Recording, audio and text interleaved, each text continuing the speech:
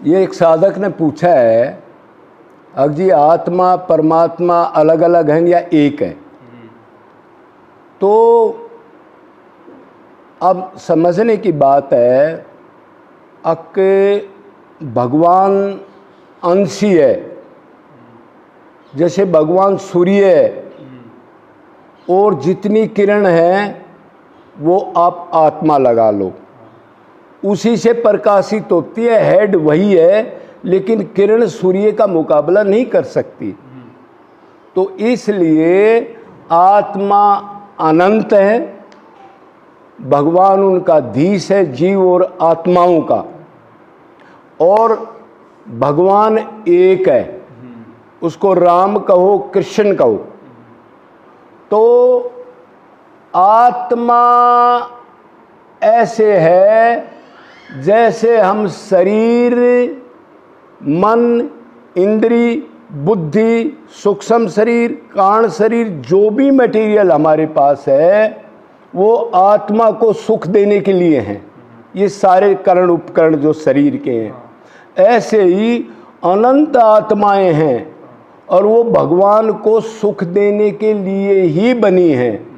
जब वो अपने को शरीर ना समझ करके आत्मा समझ करके आध्यात्मिक में चलेंगी तो भगवान की सेवा ही हमारा मुख्य है, उनको सुख मिले, और वही हमारा माता पिता पुत्र पत्नी धन दौलत जड़ चेतन जो है सब हमारे उससे संबंध हैं।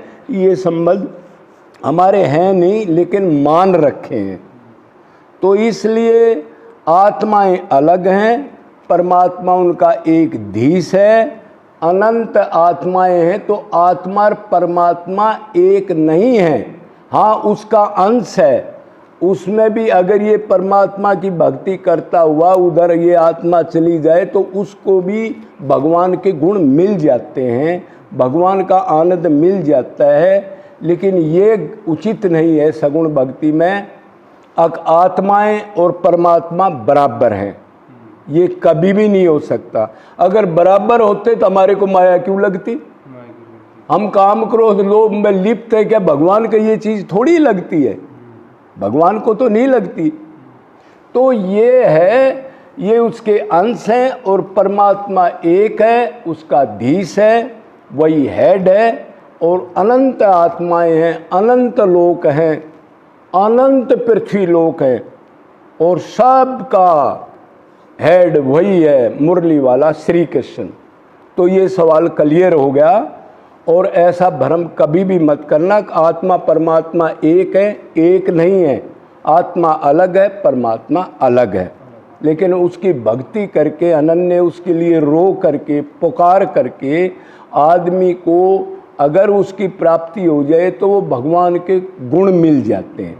बोलो वृंदावन बिहारी लाल की जय।